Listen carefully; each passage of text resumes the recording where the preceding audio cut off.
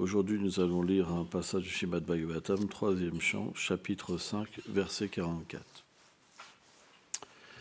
Om Namo Bhagavate Vasudevaya.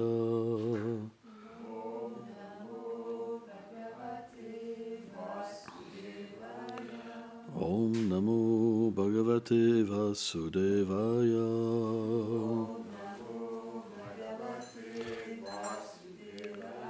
Om Namo Bhagavate Vasudevaya.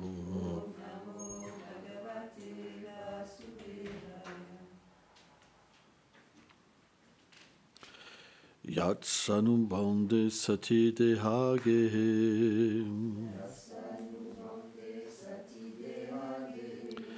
Mamam hamiti hudam duram grahanam. Pumsham suduram vashato pipuram. Bhaje mataptim bhagavam padabjam. Traduction. Nous adorons tes pieds de lotus, qui sont difficiles à atteindre pour les hommes qui ont un fort attachement au corps, à la maison et aux possessions, qui pensent en termes de moi et de mien, bien que tu demeures dans leur corps. Commentaire. Le Seigneur se tient dans le cœur de tous les êtres, comme un observateur neutre, et il ne peut être réalisé que par ses dévots abandonnés. Pour celui qui illusionne les liens familiaux, ainsi que la recherche de possession et de position matérielle, il est très difficile de pouvoir comprendre cette réalité. Que dire de la réaliser? Om Agyanati Milandasya Gyanam Shalam Shalakayam Shakshuru Meditam Denam Taisme Shigulave Namaham Namam Vishnu Padaya Krishna Pristaya Bhutale Srimati Bhakti Vedanta Swami Niti Namine Namaste Sarasvati Deve Kauravani Prachadine Nilve Shesha Sunyavari Prachatya Deshatarine Vanchakalpatarubhyacha Kripa Sindhubhya Evacha Patitanam Pavanebhyo Vaishnavibhyo Namo Namaha Jai Shri Krishna Chaitanya Prabhu Nityananda Shri Advaita Gadadara Shivasadi Gaura Bhaktavinda Hare Krishna Krishna Krishna Hare Hare Hare Rama Rama Rama Hare Hare. C'est un verset qui explique la fondation de l'égarement matériel.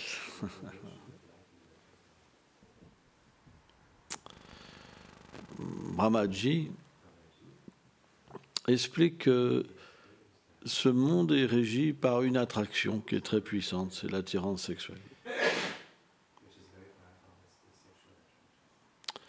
Il explique que c'est comme une chaîne qui empêtre l'être vivant dans le cycle des morts et des renaissances. Par cette attirance, il désire une épouse, un foyer, des enfants, des possessions, des désirs sans limite. Juste un désir fait en sorte que des millions de désirs apparaissent. C'est sans fin. Et ces désirs apportent la continuité dans une autre vie, de combler ces désirs.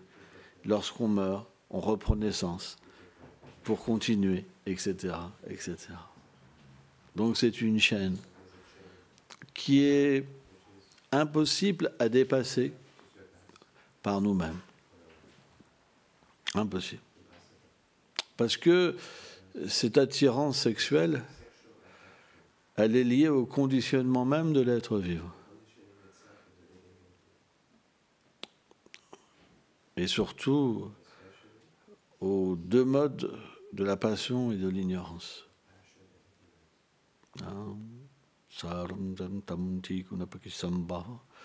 Tous les êtres dans ce monde sont liés aux trois gunas. Dès qu'on touche à l'énergie matérielle, alors on devient conditionné. C'est ce qu'explique Krishna dans la Bhagavad Gita. Alors, comment s'en sortir? Parce que la solution est là. Certaines religions vont amplifier cette tendance. Pourquoi? Parce que les êtres ont des désirs tellement forts que si le Seigneur n'engage pas leurs désirs, alors ils ne peuvent pas accepter le Seigneur suprême. Donc, dans ces voies qui sont liées au karma,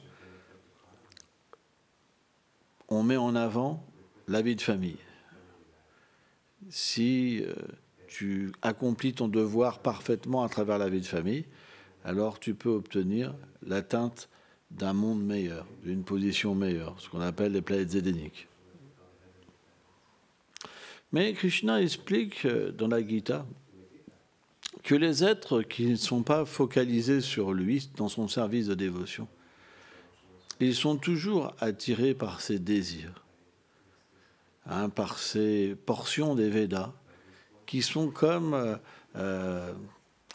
des champs fleuris en fait. Pourquoi on dit champs fleuris? C'est parce que ça attire les êtres vivants. Tu peux avoir plus de plaisir, une longue vie, sans maladie, où tu vas pouvoir te réjouir d'une façon merveilleuse, sans limite. Donc les gens qui sont naturellement un peu pieux, qui ont accompli des vies, certaines activités pieuses, et qui ont ce crédit de pouvoir croire en une vérité absolue, qui n'est pas forcément définie, puisque souvent elle est impersonnelle, on ne peut pas la voir, elle ne peut pas véritablement avoir de nom, d'attributs et de forme, mais elle apparaît comme le moyen de combler des désirs, donc elle est acceptable. Et ceux qui ont un peu d'activité pieuse, alors ils s'engagent dans ces voies. Alors on ne citera pas des exemples, mais tout le monde peut comprendre quels sont ce genre de voies. Et donc, grâce à ça, l'être vivant peut progresser, parce qu'il accepte au moins le Seigneur dans sa vie. Donc c'est supérieur. Mais ça ne règle pas le problème de l'existence. Parce qu'à travers ces voies, on ne peut pas se libérer de l'attachement au corps. On peut simplement faire en sorte qu'elle apporte un bonheur supérieur. Elle n'apporte pas de réaction négative. Vikarma. Vikarma. Ouais, il faut souvent que je le reprenne dans cette traduction. Mais elle entraîne karma. L'activité pieuse. Mais l'activité pieuse, elle n'enlève pas le fait d'errer dans ce monde matériel. Krishna dit dans la Gita, il dit, lorsqu'ils ont consumé, quand ils ont atteint ces planètes de délices, et qu'ils ont consumé la plupart de leurs activités pieuses, ils doivent renaître sur Terre. Donc à quoi bon accomplir ces activités qui nous mènent à renaître encore et encore? Puisque quand on va revenir dans ce monde matériel, on se rattachera encore de nouveau à la vie de famille, aux enfants, à la richesse, etc. Donc, pourquoi le Śrīmad Bhagavatam dépeint tous ces attributs de la nature matérielle? C'est pour nous faire comprendre qu'il y a un but supérieur. Et pourquoi? Parce que dans le monde transcendantal, le monde de Krishna, toutes ces réalités existent, mais dans l'éternité. Et elles sont véritables. Parce que le Seigneur lui-même se définit comme une personne ayant des attributs, ayant une forme, mais ayant des divertissements. Et lorsqu'on parle de divertissement, on parle d'associés, on parle d'un monde, on parle d'êtres éternels avec qui le Seigneur a des relations d'amour. Donc, dans sa douceur, Krishna, quelle est la caractéristique de sa demeure? C'est que dans cette nature douce, le Seigneur dissimule ses opulences pour révéler sa douceur. Donc, il y a des maisons. Dans ces maisons, il y a ses associés, qui ont un père, une mère, des cousins, etc., des activités. Et Krishna lui-même, qui est le Seigneur suprême, qui est l'origine de tout, dans cette douceur-là, il accepte un père, une mère, frère, ami, amoureuse, et un rôle. Pourtant, il est au-delà de tout. Mais parce que il a cette qualité de donner du plaisir, d'être l'objet de l'amour, alors son monde à lui, il est comme la réalité. Et le monde matériel, il est comme la réflexion. Quand Brahma, il a vu le monde transcendantal, quand le Seigneur lui est apparu et qu'il lui a fait voir son monde, ce qu'il a vu, il en a fait une création. Mais à travers sa passion, c'est devenu le reflet de la réalité. C'est pourquoi, lorsqu'on s'attache à la vie de famille, on devient conditionné dans le monde matériel. Mais quand cette même personne s'attache à Krishna et à son monde et devient identifié comme la famille de Krishna, alors il se libère. Et il obtient une position éternelle dans les divertissements du Seigneur. Mais la différence, c'est que Krishna explique, celui qui atteint ma demeure, il ne revient jamais dans le monde matériel. Il devient éternellement libéré. C'est ça la différence. C'est pourquoi, en tant que dévot du Seigneur, on ne se trompe pas. Pourquoi? Parce que notre foi, notre réalisation de Krishna nous permet de réaliser cette vérité et de nous libérer complètement des liens matériels. Par exemple, lorsque quelqu'un souffre et qu'il est conditionné par la matière, alors la souffrance lui fait oublier son lien avec Krishna. Lorsqu'il devient attaché dans ce monde à d'autres êtres vivants, cet attachement lui fait oublier son lien avec Krishna. On est bien d'accord, tout nous amène dans l'ignorance. Mais lorsqu'on arrive par le processus du service de dévotion à s'attacher à Krishna, la souffrance nous ramène à Krishna. L'attachement matériel nous ramène à Krishna. Pourquoi?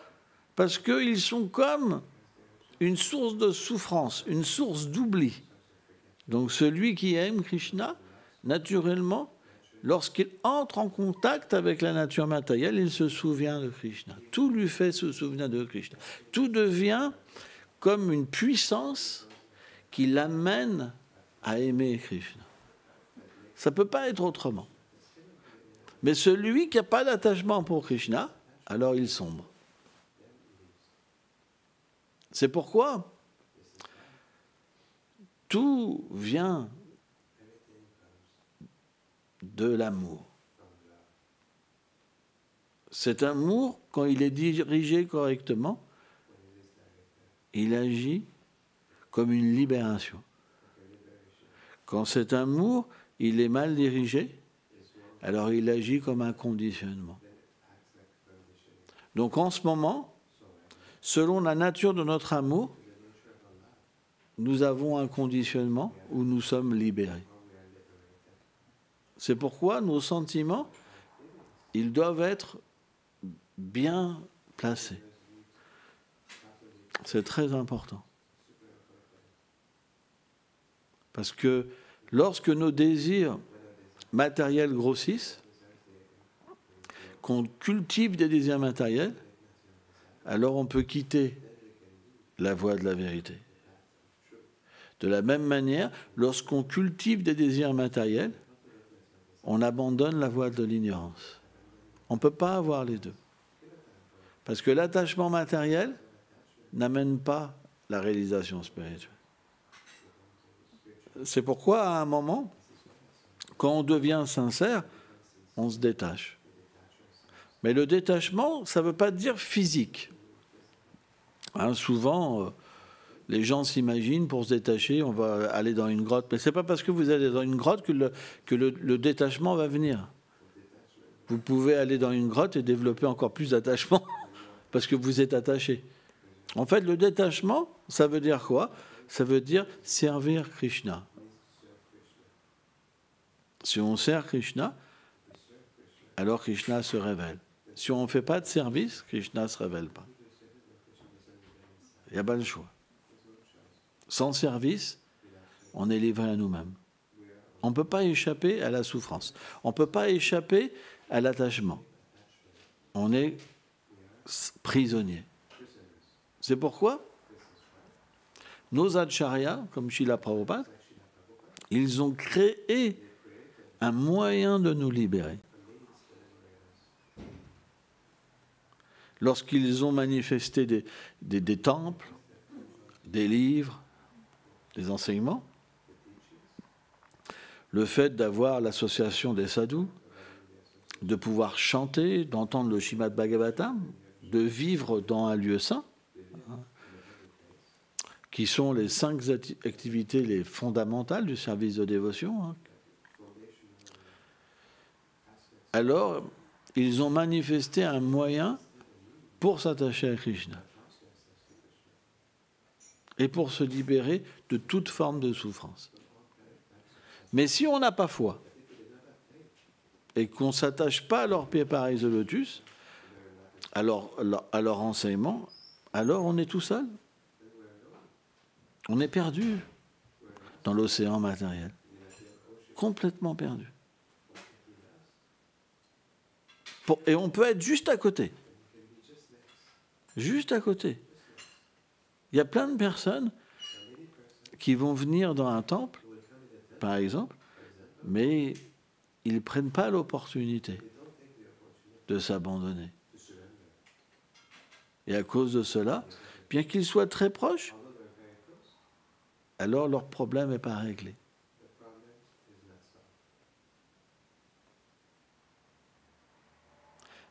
Tout est dû au désir. Où est placé mon désir? Est-ce qu'il est placé en Krishna ou il est placé en moi? S'il est placé en moi, on va juste lamenter pour nous-mêmes. Il y aura juste de la lamentation pour nous-mêmes, toute la journée. Quand nos désirs ne seront pas satisfaits, alors on fait la tête. C'est vrai. Et ça augmente, augmente, augmente, augmente, augmente. Pourquoi? Ça devient comme un écho qui détruit tout. Et alors on voit les fautes partout après. Ça c'est considéré comme l'éléphant fou. On va voir les fautes partout, même dans la vérité. Mais lorsque notre désir, il est bien placé, alors, même si on est dans la situation la pire, on peut être sauvé. Rappelez-vous de Gajendra. Ça me fait penser à Gajendra, l'éléphant. Un tel éléphant puissant. Quand il marchait, même les montagnes tremblaient. Hein, il était sur une planète spéciale. Hein. Et donc, lorsqu'il s'est baigné, Un crocodile a attrapé sa patte. On voit dans les vidéos, les crocodiles, ils sont dans l'eau. Quand il y a un animal qui boit, paf, il le chope. Et après, il l'attire dans l'eau pour le noyer et pour le manger. C'est leur technique. Et bien, en fait, ce crocodile, qui était un déva qui avait été maudit, et Gajendra aussi, c'était pas un être ordinaire. Hein. Donc, dans le concours du destin, sa patte a été attrapée. Et il y a eu un combat pendant tellement d'années célestes. Mais parce que le crocodile, Srila Prabhupada explique que le crocodile, il pouvait se nourrir dans l'eau et que l'éléphant ne pouvait pas se nourrir, alors il a commencé à perdre sa force, Gajendra. Mais parce que dans sa vie passée, c'était un grand dévot du Seigneur, à un moment dans cette souffrance, il s'est rappelé sa vie passée. Et sa piété est revenue. Et alors il a cueilli une fleur de lotus avec sa trompe et il l'a offert au Seigneur, en s'abandonnant complètement. Mais il a fallu la souffrance.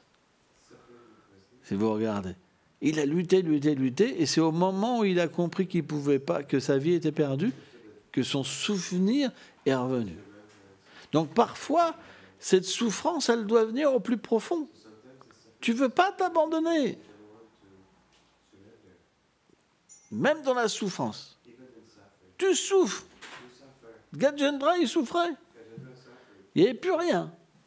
Mais quand c'était l'extrémité, alors il s'est souvenu. Et à ce moment-là, le Seigneur est venu le sauver. Krishna, il sauve toujours ses dévots. Les gens stupides, ignorants, qui n'ont pas de foi, dès qu'ils souffrent, ils rejettent la foi. Parce qu'ils ne sont pas des dévots. Dans leur cœur, c'est des businessmen. Ils n'adorent pas le Seigneur pour son bonheur. Ils adorent le Seigneur pour leur bonheur. Et quand Krishna ne réciproque pas avec eux, alors ils rejettent la foi. On ne peut pas atteindre Krishna de cette manière. C'est impossible. On atteint Krishna quand on accepte toutes les situations où il nous met comme une miséricorde. Alors bien sûr, c'est dur, mais on doit l'accepter. C'est ça le symptôme du service de dévotion. Les purs dévots, ils ne veulent même pas retourner à Krishna. Ils veulent aller là où Krishna les met, même en enfer. Vous vous rendez compte? Parce qu'ils sont satisfaits. Ils veulent simplement l'aimer. Et dans cette situation, Krishna vient. Même dans la pire, Krishna vient. Pourquoi Krishna ne pourrait pas venir? S'il ne vient pas, c'est pour une raison. C'est parce que quelqu'un a besoin d'être dans une situation particulière. Elle doit purifier toutes les activités qu'elle a faites des vies passées. Si la souffrance vient, c'est qu'elle a une cause. Il y a une justice. Et lorsqu'on souffre, on détruit toutes les conséquences de nos actes. C'est une réalité. Il n'y a pas le choix. Même un dévot doit passer par des souffrances. Mais la différence, c'est que quand un matérialiste souffre, il développe plus de haine. Parce qu'il va frapper sur l'environnement, sur les réactions de ses actes. Il s'empêtre encore plus. Ouah, ouah, ouah. Comme ça, hein, ouais. Il devient fou. Mais lorsqu'un dévot, il souffre, il voit simplement que sa souffrance, c'est dû à une cause. Et cette cause, il la voit comme un moyen de prendre refuge. Et il réalise que grâce à cette souffrance, il peut progresser. Parce qu'à l'intérieur, il y a une forme d'illusion. Je me prends pour un grand dévot, ou je ne sais pas, quelque chose qui n'a rien à voir avec moi. Et Krishna ne veut pas ça. Il pourrait retirer la souffrance. Mais qu'est-ce que va faire la personne? Elle va revenir dans son illusion. Donc, c'est pour ça que Krishna, dans la voie de la bhakti, tout n'est pas comme on veut. Par exemple, dans la voie du karma, on peut avoir une forme de miracle et revenir à une vie qu'on avait avant d'illusion. C'est courant. Mais dans la voie de la bhakti, c'est différent. C'est pourquoi, parfois, on peut même avoir une vie qui s'écourte. Parce que Krishna, il voit que dans cette vie, on va simplement développer des mauvaises choses. Et il peut même écourter la vie de son dévot pour qu'il reprenne naissance dans une meilleure situation. Ou il peut allonger sa vie. Tout est possible. Parce que dans cette situation, le Seigneur, il est juste situé dans le désir de nous ramener à lui. Et là, à partir de là, il faut qu'une transformation intérieure se fasse. Et ça, c'est quelque chose qu'on ne veut pas. On est déterminé à rester dans cette situation. Vie après vie, c'est une réalité. On est tous satisfaits à être dans cette situation. Krishna, il est obligé d'agir. Donc, comment il agit, c'est différent pour chacun. Sans ça, il enlèverait tous les problèmes. Pourquoi les problèmes restent? Parce que ces problèmes-là, ils ont un moyen de nous transformer. Si on n'a plus foi en ça, alors on tombe. Mais ceux qui ont foi en ça, ils atteignent le succès. Ils vont jusqu'au bout. Parce que tout ce qui nous entoure, tout ce qui est là, tout ce qui est à l'intérieur de nous-mêmes, sont faits pour nous libérer. On doit accepter ça. Quand on n'accepte pas ça et qu'on voit une injustice, alors l'effet ne peut pas se manifester. C'est comme un médicament, il faut le prendre parfois d'une certaine manière. Dans l'Ayurveda, par exemple, avec de l'eau chaude, écrasée, 20 minutes avant le repas, chose que je ne suis jamais. Mais il ne peut pas avoir l'effet, il faut une discipline. De la même manière, notre foi, elle est basée sur le fait que tout est Krishna. Krishna est derrière chaque chose. En tant que l'âme suprême, il est partout présent. Donc quand on comprend ça, on accepte notre situation comme une miséricorde. Si on ne l'accepte pas, on perd sa foi. Ça n'a plus d'effet. Il n'y a pas le choix. De toute façon, dû au karma qu'on avait, cette situation aurait dû venir. Vous comprenez? Il n'y a pas le choix. Cette souffrance, ça devait venir. Ça, c'est dû aux activités mauvaises des vies passées. De la même manière, si on a fait des bonnes activités, on peut être heureux dans ce monde. Mais c'est plus favorable à la souffrance, parce que dans la souffrance, on prend refuge. Dans le bonheur, on n'a pas besoin de Dieu. Hein? Mais comme dans le bonheur, on fait des activités impies, parce qu'on rejette le Seigneur suprême, et on va agir matériellement pour être heureux, donc on va contracter des réactions dans ce monde. À un moment, la souffrance viendra, de toute façon. Si ce n'est pas dans cette vie, ça sera la vie future. Donc, c'est pourquoi les sages, selon Bhaktivinoda Thakur, ils ne voient pas la souffrance comme quelque chose de défavorable, mais comme une miséricorde. Parce que pour un dévot, Je parle bien pour un dévot. Il ne voit pas la souffrance comme quelque chose de séparé avec Krishna. C'est dur, mais il l'accepte. Et c'est quand elle vient au point culminant qu'il s'abandonne complètement. Comme Gajendra.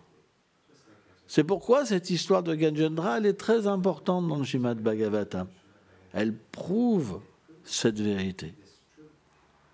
Qu'à un moment, on n'aura pas le choix. On sera obligé de s'abandonner.